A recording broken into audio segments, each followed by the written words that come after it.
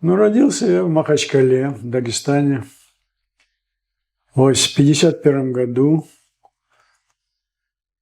4 апреля, так. Вот, школа.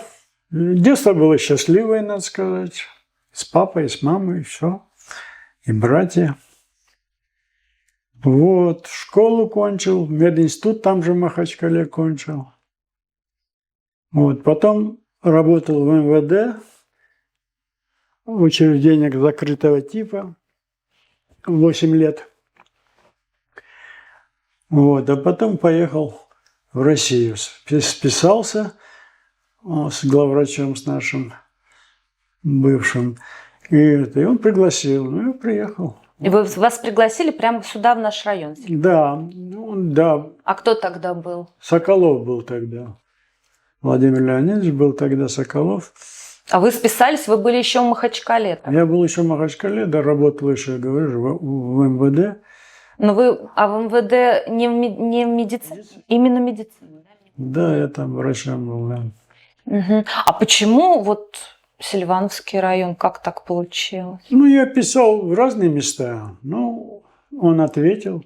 Ну, то есть дело случая. Да, сказать. Дело случая. Ну, я приехал, я хотел в Центральную Россию, и приехал. Вот, и с тех пор здесь. Сколько уже, 30. И вы на этом же месте работаете? На одном и том же. 37 лет. Кошмар, столько не живут. Вот, и ничего, так прижился нормально вроде.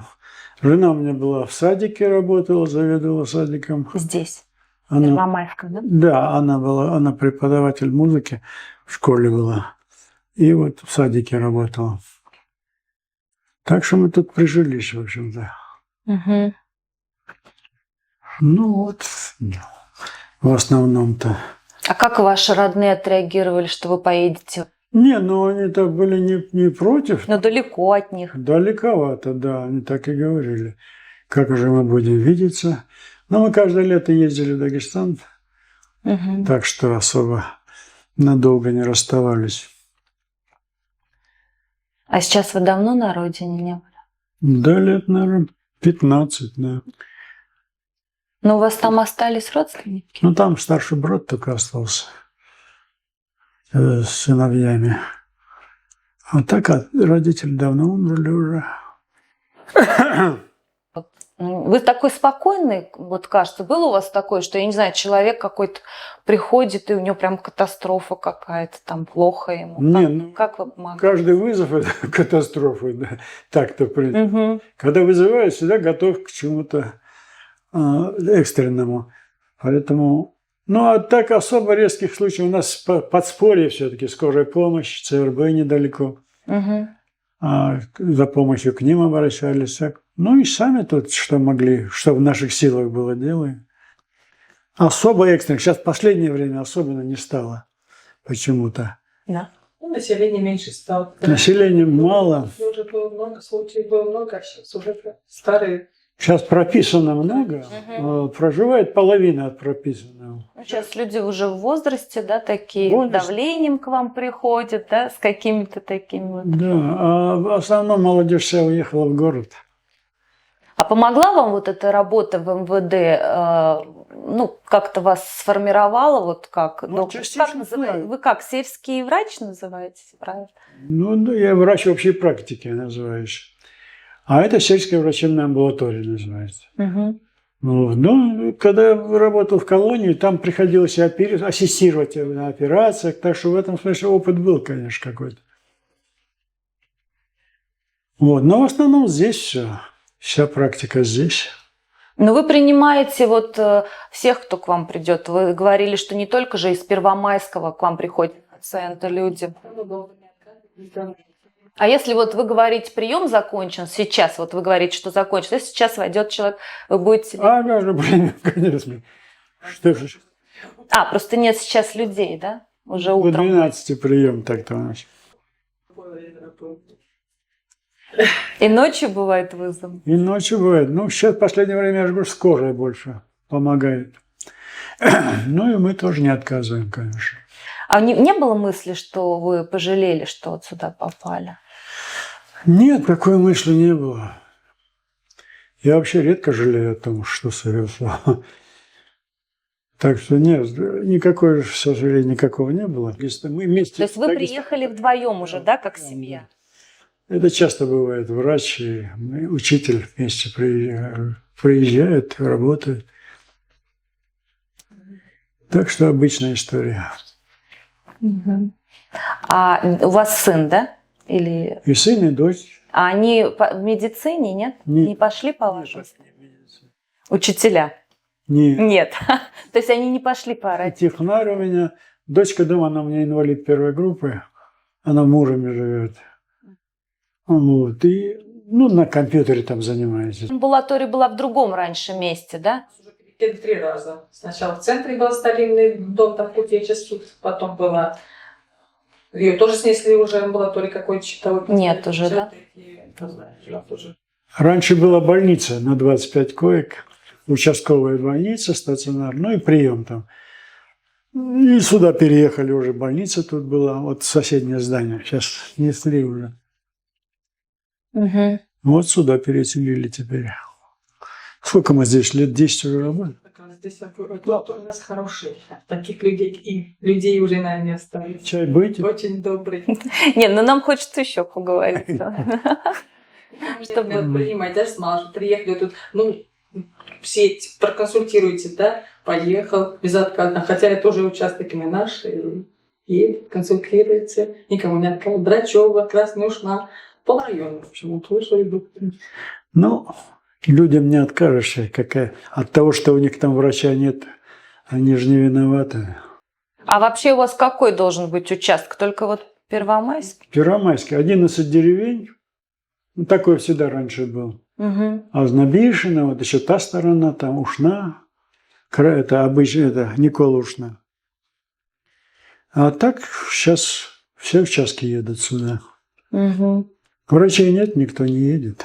Почему так произошло, как вы думаете, что не очень стало престижно вот в сельской местности работать? Это в первую очередь, конечно, оплата очень низкая, оплата труда, а обеспечение очень слабое такое. И потом жизнь деревенская, это же одно дело. Из города никто сюда не приедет. Надо не школу.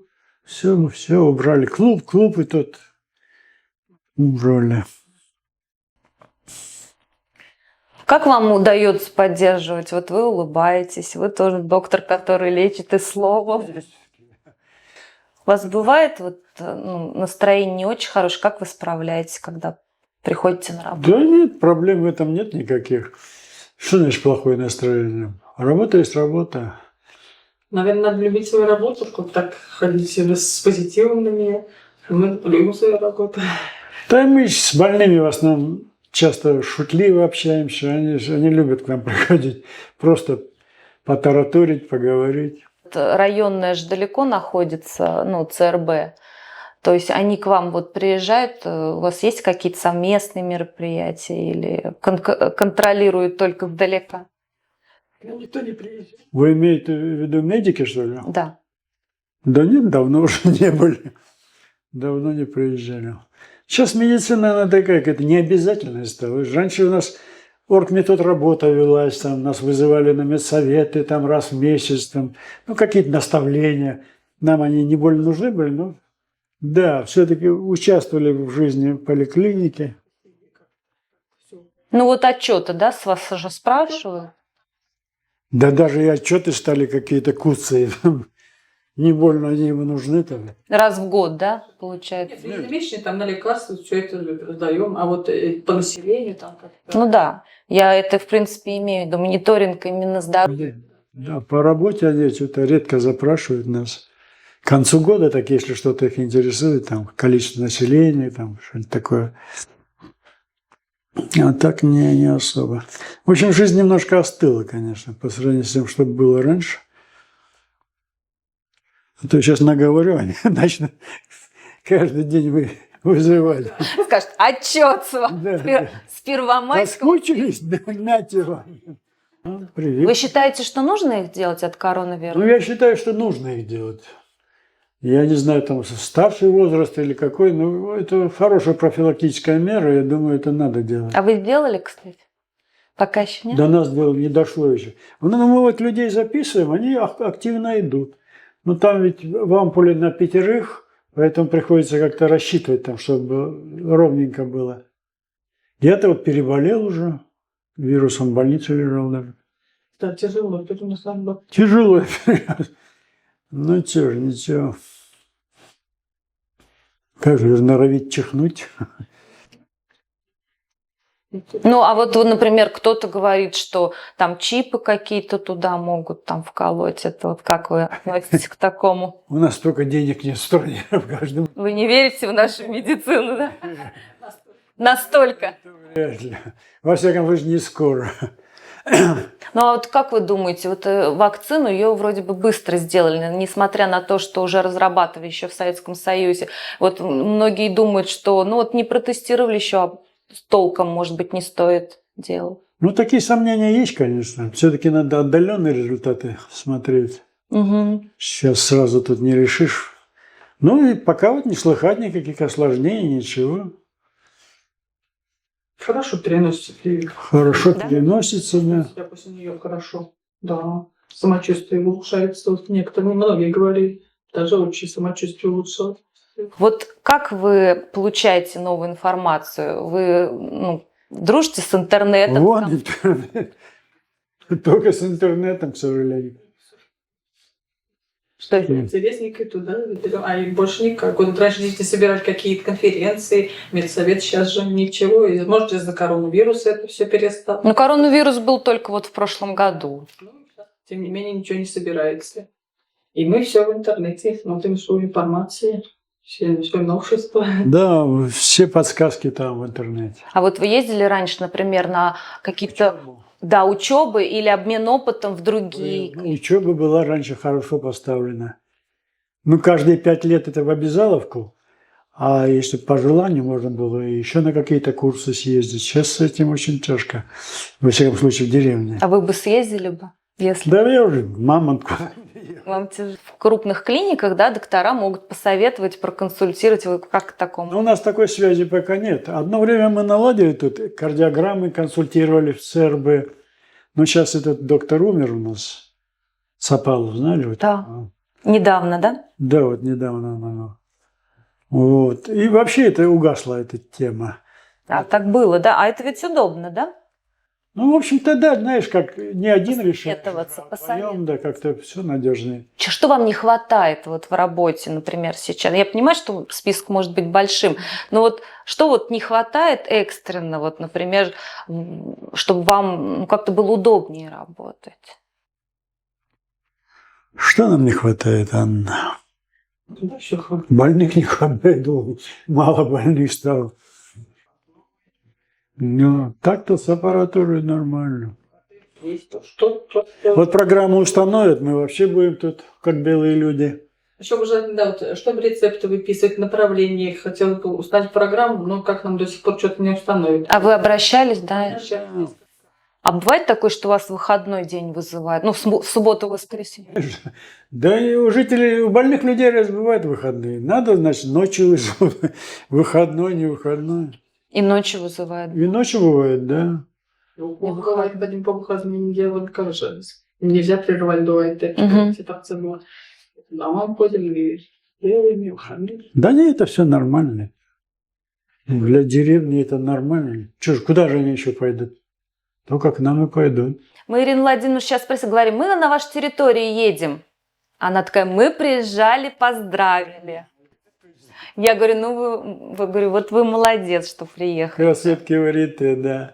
Это колхоз поздравил. Ну, молодцы они в этом смысле. А мы приехали домой, поздравили. Они Выходной был день рождения 4-го. С подарками, с шариками. А у вас вообще здесь коллектив-то ведь небольшой, да? Сколько у вас человек? Все вместе, да? 7 человек.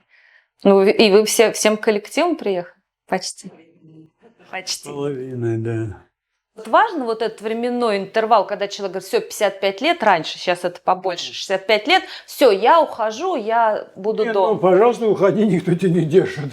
Но ты же сгаснешь быстро, вы же без дела. Вот вы поэтому на работе, да? Поэтому в том числе, но если быть откровенным, то это ведь еще и всякие там банковские кредиты, там, это все надо зарабатывать на это. Поэтому как-то уже тут не отдохнешь особо. Да и не хочется, честно говоря. Не, расслабляться нельзя. Я вот инвалид второй группы, вообще-то говоря. У меня почку, короче, удалили. Вот. Так, но все равно работаю. Ну что же, ничего страшного. Силы пока есть. Коллектив хороший. Вот коллектив поддерживает, это большое дело. Да, Когда согласна. идешь на работу с хорошим настроением, Согласна. это полдела. И поддержат, и помогут, и подскажут, если склероз забодает. Да, это важно. Вот именно.